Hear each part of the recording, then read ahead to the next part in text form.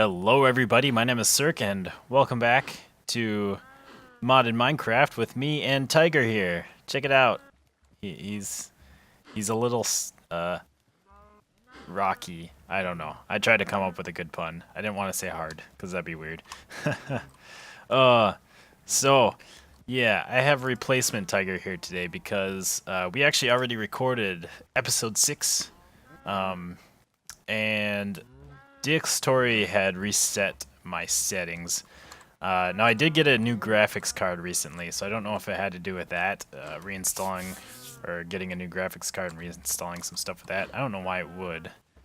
Not sure why else it would reset, but yeah. So I didn't have the settings set up right, and it didn't record my game audio or Tiger's voice, so it's just me silently talking to myself. It's very weird. So I figured I would just make a quick little video showing what we did in the episode. And then I guess you can go over and watch Tiger's episode, because he has the whole episode, and kind of check out what happened during the episode. So anyways, what we worked on was we wanted to get a cow farm going, which you can hear the cows going up there. We needed beef and leather, needed some food, especially for our dogs, since they only eat like cooked meat, like cooked pork and steak and chicken, I think. So they're kind of hard to feed, especially when we're living off of bread, basically. So we made a little cow farm up here. I did this part, pretty simple stuff. I just have the cows over the adults over in this chamber. There's a feeder, I think, or a breeder. Is it a breeder? I don't remember. A Mine Factory Reloaded. I think it's breeder. Could be feeder. Let's look this up. I feel bad. Breeder, yes. Mine Factory Reloaded breeder. That is breeding these 4 cows with wheat. And then the baby gets pushed by the water stream underneath the little glass there. And then over here we have a grinder, which kills the babies as they grow up. And then we have the beef and leather getting pumped into here. Now we do need to do something for the XP that gets dropped when the cows breed. We'll have to get like a vacuum hopper in here. And then we also need something to collect the mob essence out of the grinder, so we can start storing that up. We got some essence berries up here. Kind of been doing some work on the house again, of course. Just fixing it up. So let's head back down. So how we're getting the wheat for this cow farm. Tiger was working on that, and he was playing around with some SolitaryCraft. Now this mod there's a lot to it. It's very crazy. It's very technical. It's a little overwhelming, I must say. We have this book here that's like 30 pages with there's just tons of machines. But basically everything is made out of this. Let's see.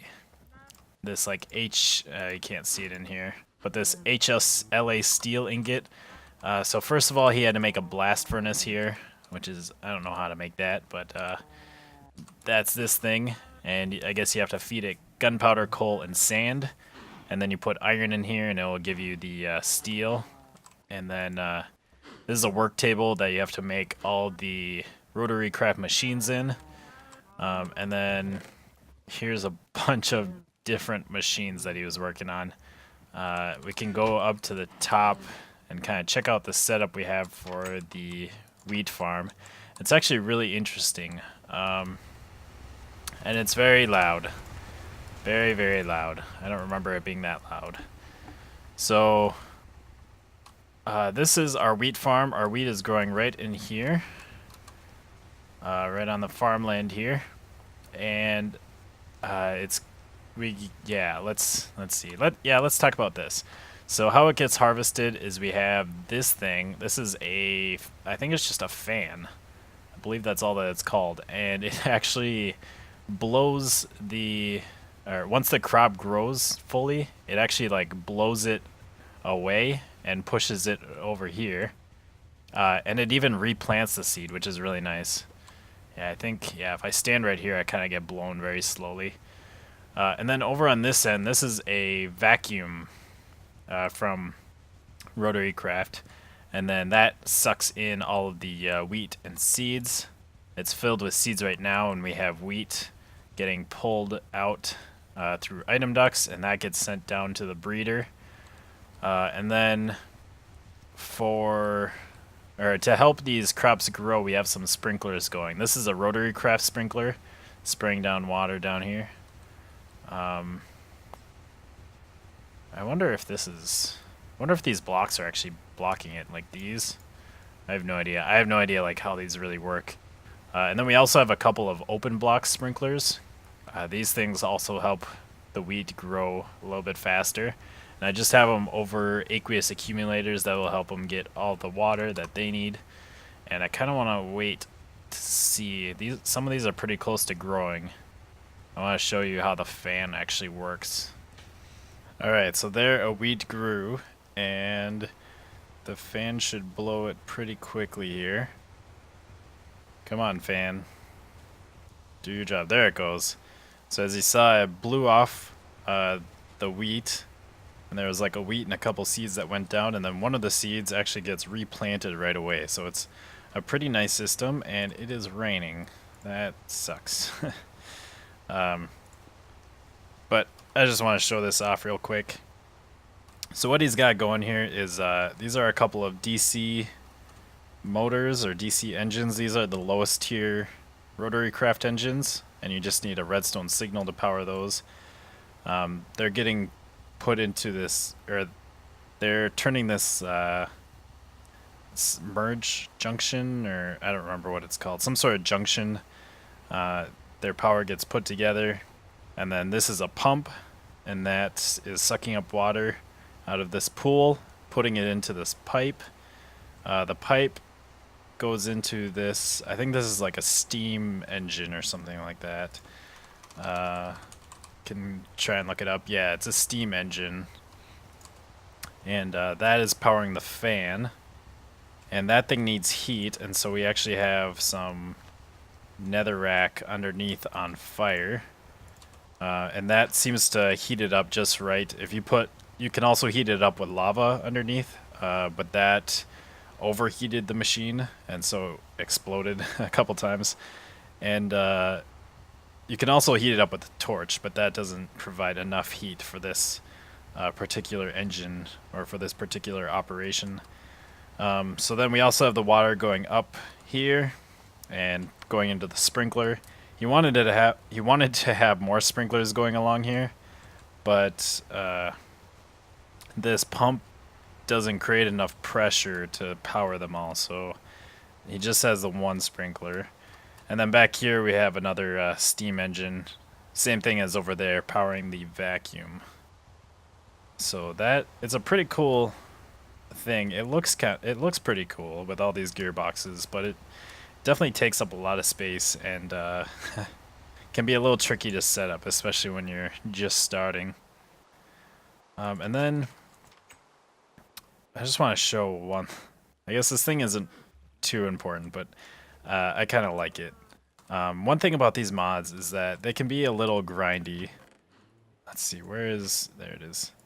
They can be a little grindy, and part of the problem is like crafting. And Tiger and I know a lot about that. Oh, yeah, I didn't even talk about this. We have advanced electric jetpacks now. We made them after last episode, finally finished them. And it took forever to make because there's tons of steps, and we had to use this metal former for a bunch of stuff, and it's pretty slow. I think we did have 4 overclockers in it because we needed 4 overclockers to make these things. And so we just used them in here until we actually had to use them in the recipe. But you know, one thing that really makes mods difficult is all the crafting and making stuff. And these overclockers are actually kind of annoying to make. mainly because of these coolant cells, which you need like a water bucket or something filled with water surrounded by tin plates. And part of the problem with that is the coolant cells don't stack, and water buckets don't stack. And so if you wanted to do it, you'd have to fill up a bunch of water buckets, and then you'd have to craft them like one by one. Well, this liquid crafter is a nice way to kind of speed up crafting. There's also like a cyclic assembler, which is a thermal expansion machine. I think there's a couple other crafting machines, but if you can actually use like machines to kind of help you craft items, it can be a lot easier and it can make your life a lot better. So this thing, we actually have water pumping into it. There's a aqueous accumulator down there, which is powering or is pumping water into this igneous extruder. Oh, we got all the netherrack melted up. I was making a bunch of obsidian in there. So basically it fills the tank, or its internal tank, up with water, and the good thing about that is that means you don't need to use a bucket of water. It just pulls it out of the tank automatically, which is really nice. So all you have to do to actually craft with this thing is you need to apply a redstone signal. So you could have like if you wanted to do this automatically, you could have a timer going. But here we just have a lever, and if we just flick that a few times, it crafted, I think it only crafted one. Is this thing not pulling out? Let's see. It's not pulling it out for some reason. Do we not have a lever on this? I could have sworn we did. Maybe I accidentally broke something. I might have been playing around with this or something, I don't know. So if we have a lever here, that will pull it out. So now it's pulled out and put into here, and I can flick this a couple times, and it crafted, used all the tin plates, and we have our coolant cells in here. And then also you can use the Tinker's Construct crafting station, and then I would just need to make the, let's see, to make like the overclockers, you need electronic circuit and copper cables. So I would just need to put the electronic circuit and copper cables into here, and then drag these over here, and you could make it pretty easily. Very nice. Kind of just, it just helps the whole process along. Takes away any headaches that these mods create. But anyways, I think that's it for today then. I hope you enjoyed my short little episode. If you want to see more, make sure to go check out Tiger.